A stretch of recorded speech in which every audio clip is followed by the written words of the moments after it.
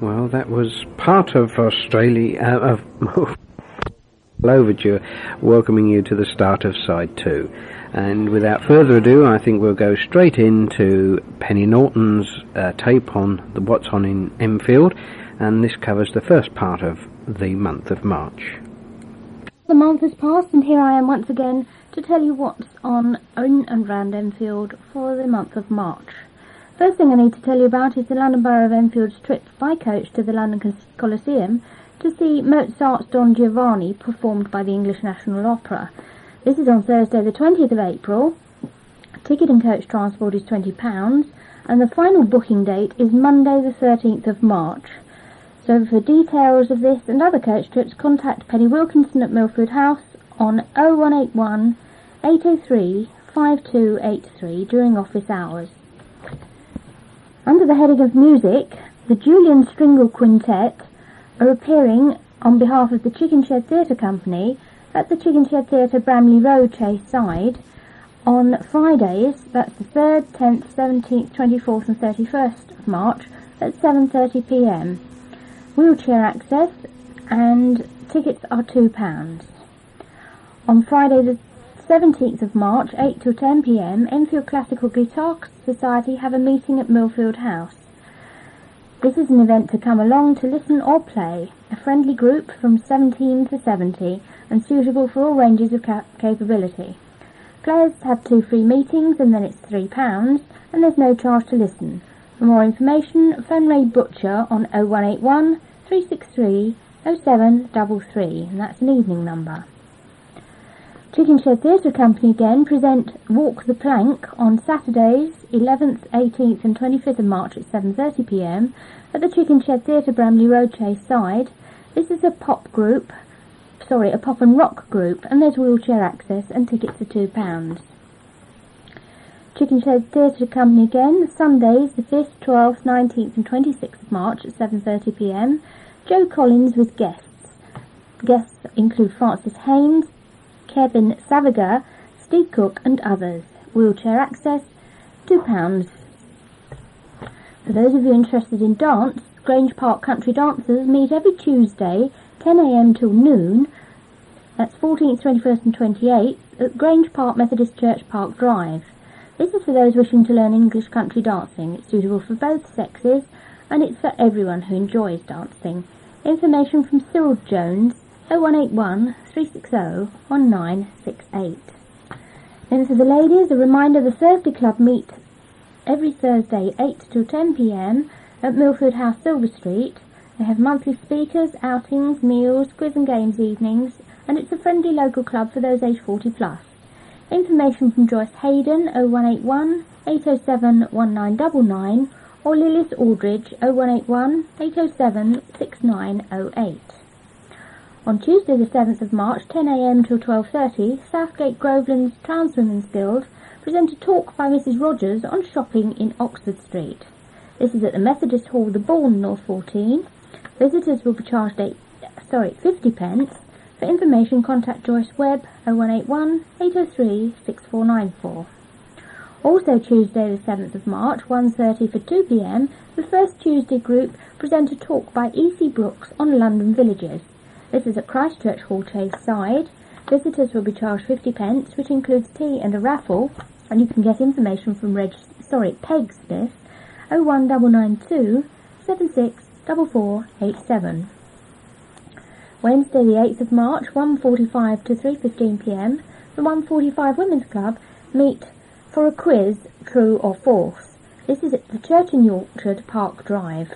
Visitors will be charged £1, which includes tea. Information from Cheryl, 0181 360 5759. Also Wednesday the 8th of March, 7:30pm till 10pm, Ponders End Evenings Townswomen's Guild have their AGM at the College Court United Reformed Church, Ponders End. Visitors will be charged 35p.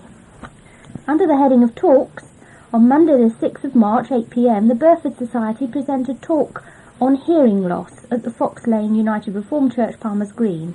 This is how it affects us all, and is by Ingrid Selman. Contact Mrs. D. Roberts, 0181 367 2714. Tuesday the 7th of March, 8 till 10 p.m, Historical Association of North London present Mussels, Madams and Mineral Water at the Enfield Central Library. This is about the cult of health in France, 1870 to 1914, and it's an illustrated talk by Professor Michael Biddis from Reading University. Contact Clive Clark 0181 449 1894. Then also on Thursday the 9th of March, 8 p.m, The Doc and Big Mal at Millfield Theatre, Silver Street, North 13. This is an evening with two of football's most notorious characters, Tommy Docherty and Malcolm Allison. Tickets are £9. Contact the theatre box office 0181 807 6680. Then the Southgate Amateur Radio Club meet on Thursdays. This month it's the 9th and 23rd of March, 8 till 10 p.m, at the Winchmore Hill Cricket Club Pavilion, Furs Lane, North 21. Visitors are free, and for more information contact Brian Shelton 0181 360 2453.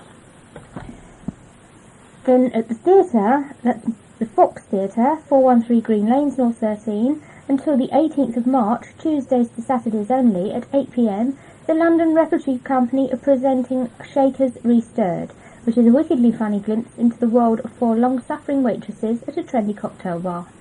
Tickets are £8 with £5 concessions, party rates for 10+. Box office 0181 882 4488. And Hinge and Bracket are appearing at the Millfield Theatre on Friday the 10th of March at 8 p.m. This is their anniversary tour and tickets are £10.50. You can contact the theatre box office 0181 807 6680. Friday 17th of March at 8 p.m, the Snap Theatre Company are presenting John Steinbeck's East of Eden at Millfield Theatre. This is the classic story of sibling rivalry set in the fertile farming land of California just before the First World War. Tickets are £7.50 with concessions at £6. Box office number again 0181 807 6680. And this month at the Phoenix Club, that's 56 4 Street, Edmonton, on Wednesday the 15th of March they have a senior citizen special, which is a Cockney sing-along with Terry White on the piano. There's a boiled bacon lunch available from 11 a.m. till 3 p.m. Entrance is free. And also at the Phoenix, Saturday the 18th of March, they have a music hall evening. Terry White, the singing pianist, who was featured in the West End Cockney Music Hall, with guest Miss Maggie Stables, the Pearly Queen of Thornton Heath. Opens at 7 p.m, entrance is free. There's freshly prepared prawn cocktails available at £2.50, roll-ups with slice of bread at £2.50, and London Pride beer at £1.60 a pint. For information of these events at the Phoenix, you're asked to contact Nikki on 0181 807 1367. That's it for this half of the tape. I'll speak to you again next week. Bye for now. Thank you indeed, Penny, for that first part of your What's on Tape. As you said, part 2 should be on next week. Now we resume with some news. Just over 30 years ago, Terry Hawes founded Southgate College Opera with its first tentative production of Purcell's Dido and Aeneas. Now, following his recent retirement, more than 100 people, members, ex-members and friends, have gathered at a dinner to celebrate his 30 years of achievement. Apart from his commitment as head of music at the college, he has directed the opera company each year in 2 fully staged productions, one grand opera and one light opera, many of the latter being his own compositions. He has also organised and directed at least 2 concerts a year. The dinner was held in the Gladys Child Theatre, where the company's productions are normally mounted. The celebratory address was given by Mr. W.A.G. Easton, first principal of the college, who had been largely responsible for the setting up of a music department in the college and for Terry Hawes' appointment as its head. Other company members also paid tribute to their director, and they presented him with a piano stool to go with his new piano, and with a scroll listing the operas he has directed, just in case he should have forgotten. He replied with a characteristically witty speech, including a song of his own, which he accompanied on the piano. The company looks forward to keeping in contact with him in his new role as their vice president. Their next production, under the new musical director Neil Cloak, will be Bizet's Carmen, to be produced in May. Is there a particular eyesore in your area that needs cleaning up? Keen-eyed people with an interest in the environment are being offered the chance to win a £500 grant to eradicate a mess that's particularly bothering them. All they need to do is photograph it. The I Saw It First photographic challenge is part of the BT-sponsored Environment Week in May and has been organised by the Civic Trust. Whether it's an overflowing skip, a rubbish-strewn play area, or a wall covered with graffiti, simply capture it on film. In May, 10 winning pictures will be chosen from entries across Britain, and the grants will be made to local voluntary groups to deal with the offending item. And if you don't think much of your talent as a snapper, phone the Gazette and Telegraph and we'll be glad to send our photographer along to do the job for you. The photograph and a registration form must be submitted by the 31st of March. The selected photos will also be exhibited as part of the United Nations 50th anniversary celebrations. For a registration form, readers can either contact the Gazette or write to BT Environment Week 95, PO Box 4666, London SE1 2ZB, or you can telephone 0171 403 5050. The Civic Trust is an independent charity which works to improve the quality of life in cities, towns and villages. BT Environment Week is now in its 11th year, with £50,000 available for community awards. And now another extract from the book A Victorian Suburb by David Pam. This is volume 2 of his History of Enfield. The year 1873 saw plans submitted for an oilcloth factory on land nearly opposite the jute works. T.C. Clark, who was a director at the jute, had been instructed to erect the building. The local Board of Health had approved the plans, though stipulating that only linseed oil should be boiled there. The new Courtesine factory was opened in May 1874, having taken 10 months to build. It was described in the Enfield Observer as a handsome, lofty building on the Middlesex bank of the River Lee. Courtesine was made of strong, waterproof canvas upon which a mixture of vegetable oil and ground cork was rolled. The fabric thus produced, it was claimed, possessed advantages over ordinary floorcloth. A serious fire broke out there on Good Friday, April 1897, in one of the drying shops. The factory had closed on the Thursday evening and all the young workers were free until Tuesday morning, although some of the adults had been working over the holiday. The drying shops were rectangular, 3-storied brick buildings, 150 feet long by only 5 feet wide, and positioned near the centre of this extensive works. An immense amount of valuable stock was stored there. Great bursts of flame shot through the roof, and soon a second building lying parallel and to the north was ablaze. The Ponders Brigade was the first to arrive, then the Eddiswan Brigade, followed by Edmonton, Enfield, Waltham Abbey, Tottenham and Cheshunt Brigades. There was no lack of water, and many of the working departments with the machinery were saved. Nevertheless, the resulting unemployment caused considerable distress in the neighbourhood. Edison and Swan was certainly an improvement on the jute works. Joseph Swan had begun the manufacture of incandescent electric lamps at a factory near Newcastle in 1880, and the following year he joined with Thomas Edison to form the Edison and Swan United Electric Company.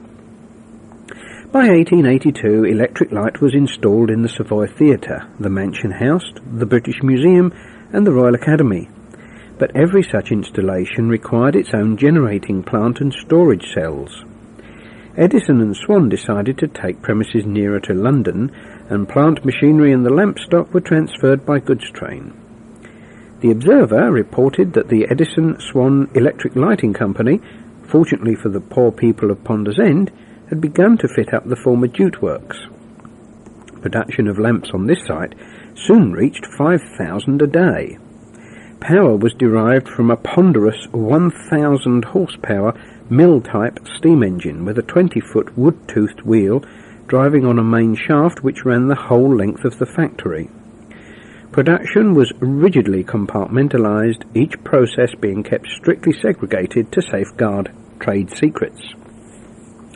The early efforts of the firm had been distracted by a long legal battle against competitors who attempted to break its monopoly. The case eventually reached the Court of Appeal, which visited Ponder's End to investigate matters at first hand.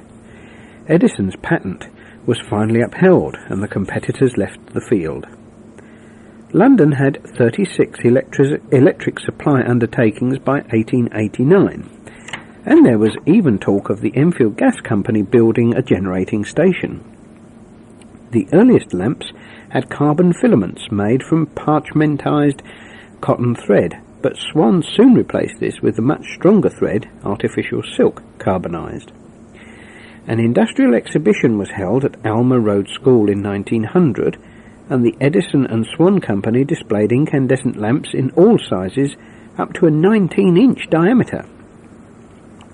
One-pounder pom-pom shells produced there for the Vickers Maxim Company and used in the Boer War were also exhibited. The Royal Small Arms Factory exhibited a collection of rifles and bayonets, some manufactured as early as 1862. The exhibition was in aid of the wives and children of reservists called up for the war.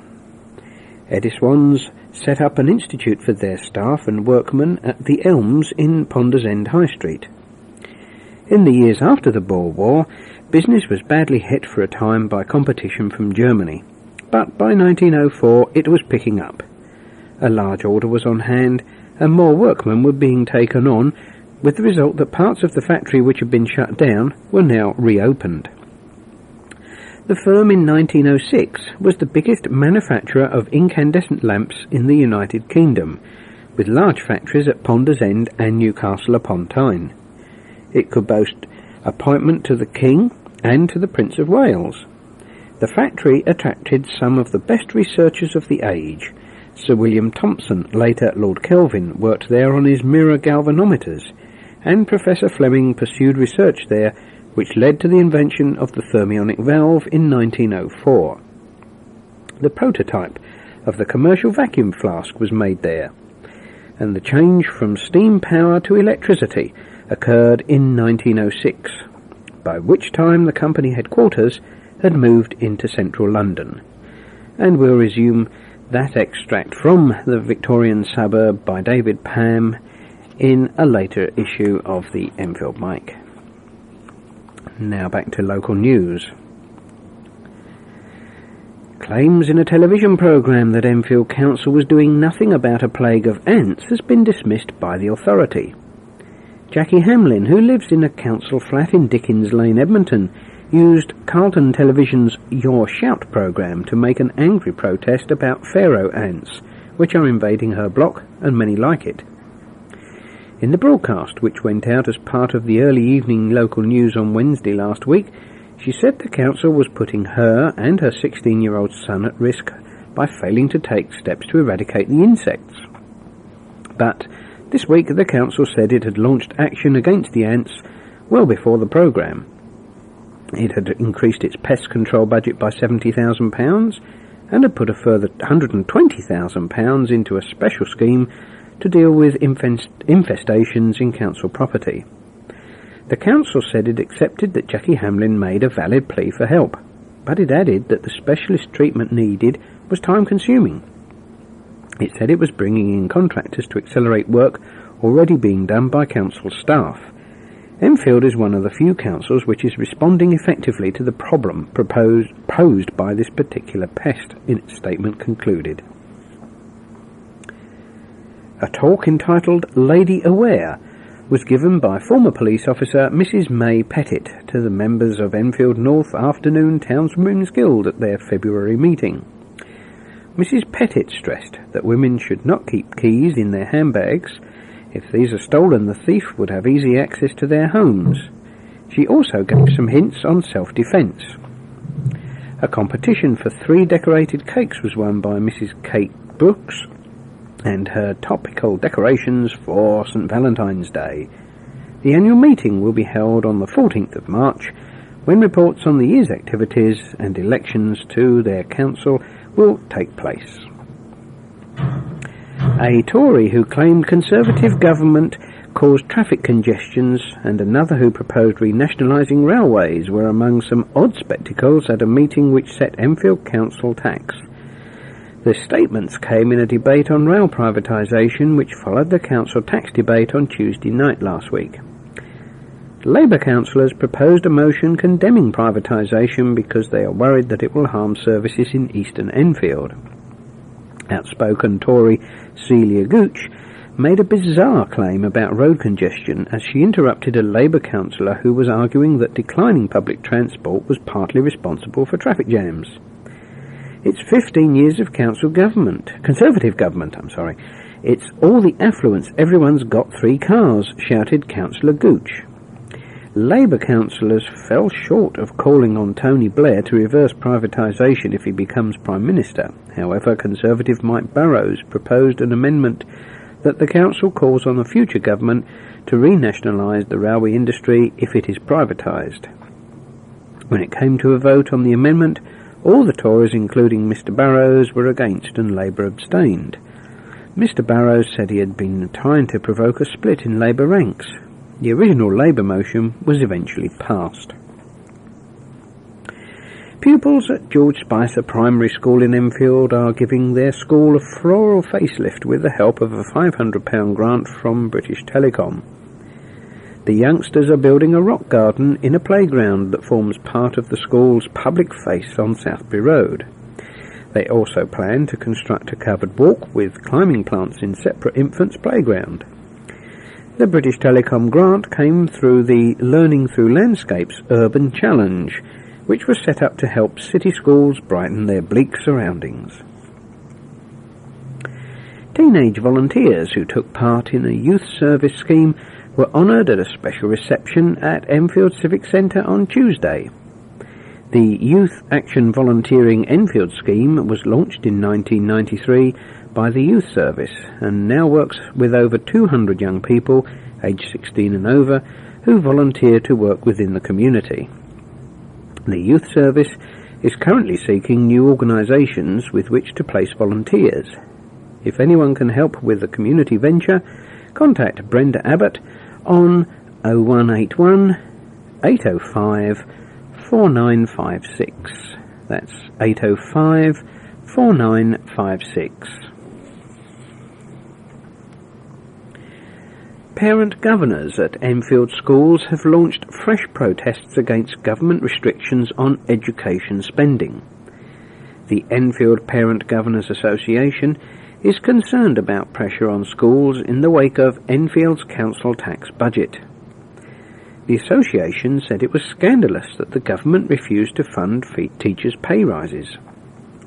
Although the council has not been able to spend as much on education as it wanted, the new Labour administration managed to juggle its money to shield schools from the worst. Last year's school delegated budgets totalled approximately £79 million, while this year the figure will be about £82 million. Council leader Jeff Rodin claimed this represented an increase in cash terms of 4.6%. However, the new figure only includes 2% increase in the element for teachers' pay. Government negotiators awarded teachers a 2.7% rise.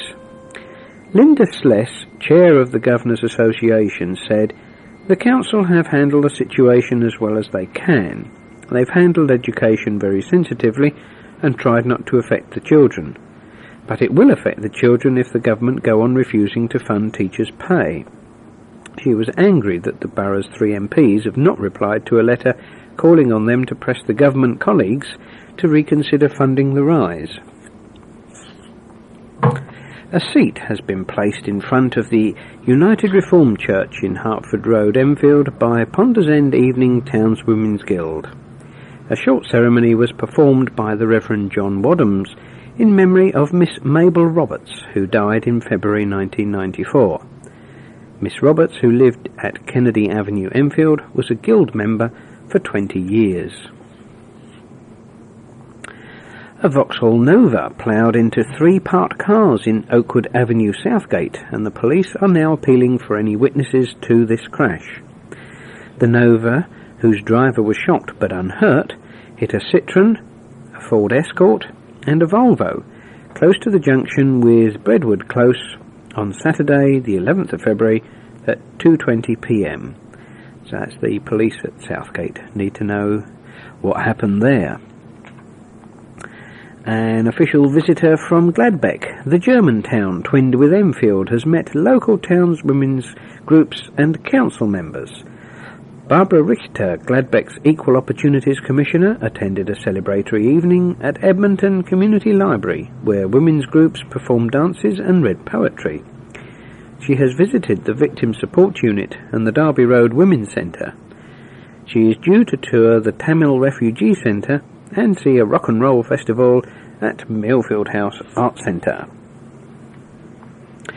A large and varied collection of bells was displayed by Mrs. Gwen Torrance at this month's meeting of 40 Hill Women's Institute. They included a 100-year-old Norfolk school bell, a parading elephant bell, a wartime air raid precautions bell, a servant's house bell, a packhorse trail bell, and a cowbell with a melodic sound. One of the most interesting was a victory bell made from a German plane, which had come down in Britain. It featured portraits of Churchill, Stalin and Roosevelt. These bells were auctioned at businessmen's lunches for about £800 each to raise money for the Army Benevolent Fund. The other was an Indian Candyman's bell used in the Hackney area when candy was sold in little newspaper cups. 40 Hill Women's Institute meets at Armfield Road Hall at 2 p.m. on the first Tuesday of the month. Visitors are welcome. A company called CFM Limited has applied for permission to extend an office tower block in Enfield that is about to be vacated by British Gas. It wants to build a bigger reception area at Tower Point in Sydney Road. British Gas, incidentally, is leaving Enfield for new headquarters in Barnet. More than £100 was raised to help combat child abuse by the Court Scarlet Cedar of the Independent Order of Foresters. A raffle at a presentation dinner raised £111 for the charity Foresters Against Child Abuse, and a cheque was presented by Joan Hilton, the High Secretary, who with her husband was guest for the evening. In the past year, Court Scarlet Cedar has donated £3,500 to charities including Chase Farm Hospital. As we mentioned at the start of this week's tape, our annual general meeting is this coming Wednesday, the 8th of March. It starts at 8 p.m, and as usual, it is at Lombardtricity House in Southbury Road. Now, we'd love to see you here, but if you need transport to get here, please contact June Scripps straight away so we can try and organise some transport for you. Her telephone number is 804 2324, 804 2324, and once again, we'd love to see you here at our AGM. That's this Wednesday, the 8th of March at 8 p.m, Lombardtricity House in Southbury Road. Well, regretfully, we've reached the end of our programme for this week. So from the team of me, well, that's Peter anyway, and everybody else who unfortunately couldn't be here, we wish you a good week. And incidentally, please remember to return your cassette case promptly to us so that the Enfield mic can be with you in a week's time. And with that, cheerio.